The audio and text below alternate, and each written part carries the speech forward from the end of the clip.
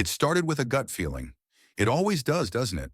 Some imperceptible shift in tone, an unusual softness in her voice when she'd say, "I'll be out for lunch with a friend."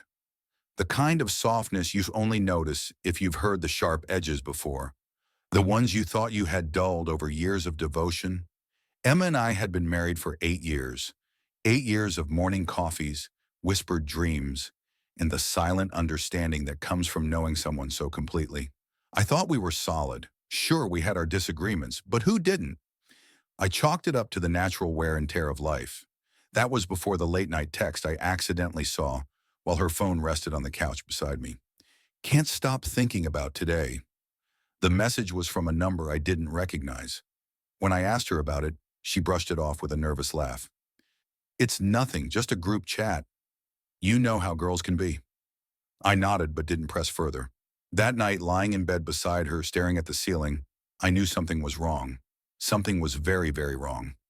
It wasn't until weeks later, when her lunch dates became more frequent and her excuses vaguer, that I decided to act. I'm not proud of it, but I went through her phone when she left it unattended one afternoon. The texts I found weren't suggestive.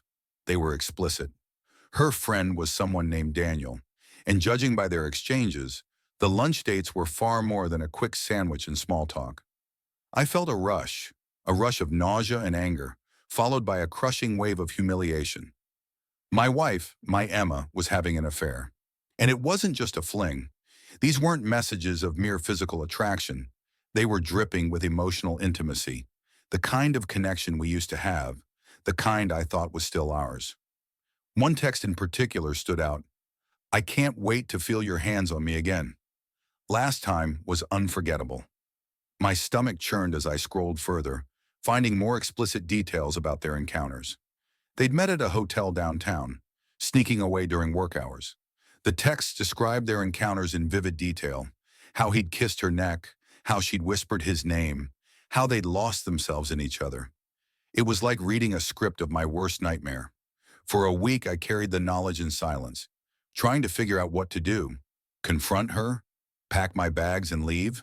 Beg her to explain? I did none of those things. Instead, I did something I've never done in my life. I plotted, carefully, methodically. I planned. It started with research. Through a few social media rabbit holes, I discovered Daniel was a colleague of hers, a sales representative for some company she'd collaborated with on a project. He was married too. I found his wife Sophia on Facebook, a petite brunette with kind eyes and 2 kids under 5. My heart broke for her, but my sympathy didn't deter me from moving forward. The plan came together faster than I expected. First, I hired a private investigator, a grizzled guy named Victor, who had a face like a bulldog and a no-nonsense attitude. Victor's photos confirmed everything. Pictures of them leaving a hotel together, arms brushing, faces lit up with laughter. He'd even captured a shot of them kissing in her car. Proof. Hard, undeniable proof. Next, I reached out to Sophia. My message was simple. "Hi, Sophia. This is going to be hard to hear, but I believe your husband Daniel is having an affair with my wife, Emma. I've attached photos. I'm sorry to be the one to tell you this." Her response came an hour later. It was a single sentence. "Thank you for telling me." The ball was rolling now, and I was no longer in control of where it would stop. But I had one last card to play. I wanted Emma to see what her betrayal had wrought, to feel the weight of her choices, so I invited her to lunch. "Let's have a date," I said, forcing a smile. "Just the two of us. We haven't done that in a while." She seemed relieved, almost eager. Perhaps she thought my sudden attentiveness was a sign I suspected nothing.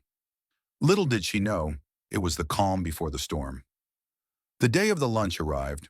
I set the table meticulously, a crisp white tablecloth, our finest silverware, and 2 glasses of wine. On the surface, it looked like an attempt at rekindling romance. In reality, it was a stage. And the centerpiece wasn't flowers.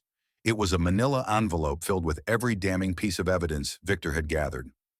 Emma walked in, smiling, her cheeks flushed from her supposed lunch date. She stopped cold when she saw the table, her eyes darting from the envelope to me. "What's this?" she asked, her voice shaky. I didn't answer. I just gestured for her to sit. Reluctantly, she did. her smile now a shadow of what it had been moments before. I slid the envelope across the table. "Open it," I said. She hesitated, then complied. Her jaw tightened as she sifted through the photos and printouts of text. Messages. "I can explain," she stammered, but her voice lacked conviction. "Explain?" I leaned back in my chair, my voice calm but razor sharp. "Explain what? That you've been lying to me for months? That you've been sneaking around with a married man? That you've been treating our marriage like it's disposable?" Tears welled in her eyes. "It's not like that," she whispered. "Then what is it like, Emma?" I demanded, my voice rising. "Because from where I'm sitting, it looks like you've been having your cake and eating it too." She broke down, sobbing, mumbling apologies that meant nothing. I let her cry, let her wallow in the mess she'd created. When she finally looked up at me, her face streaked with tears, I dropped the next bombshell. "I've spoken to Sophia," I said. Her eyes widened in horror. "You what?" "She knows everything, just like I do. You've destroyed not one but two families, Emma. Congratulations." At that moment, there was a knock at the door. Emma's head whipped around, her expression a mix of fear and confusion. I stood and opened it to reveal Sophia. She stepped inside, her face calm but her eyes blazing with anger. And behind her, Daniel. Emma's face went pale. "What is this?" she whispered.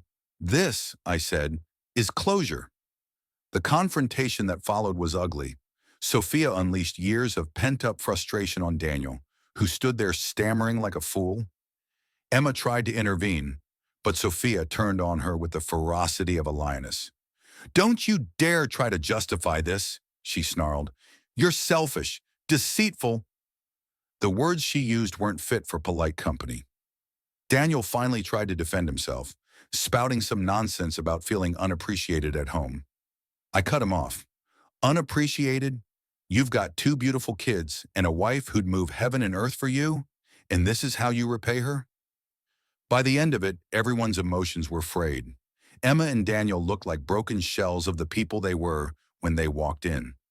Sophia and I exchanged a look, a silent acknowledgement that we both emerged stronger. The fallout was swift. Emma packed her bags and moved out that evening. I filed for divorce the next day. Sophia did the same. Daniel lost his job when Sophia sent their employer copies of the evidence.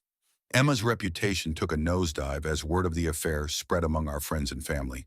They had no one to blame but themselves. As for me, I won't pretend it was easy. There were nights I cried myself to sleep, mornings when getting out of bed felt impossible. But with time, the anger faded, replaced by a quiet determination to rebuild my life. I started therapy, took up running, and reconnected with old friends. A year later, I'm happier than I've been in years. I've learned to value myself, to demand honesty and respect from the people in my life. Emma and Daniel? Last I heard, their relationship didn't survive the weight of the guilt. Revenge may not be the healthiest of motivations, but sometimes it's the catalyst we need to reclaim our power. And reclaim it, I did.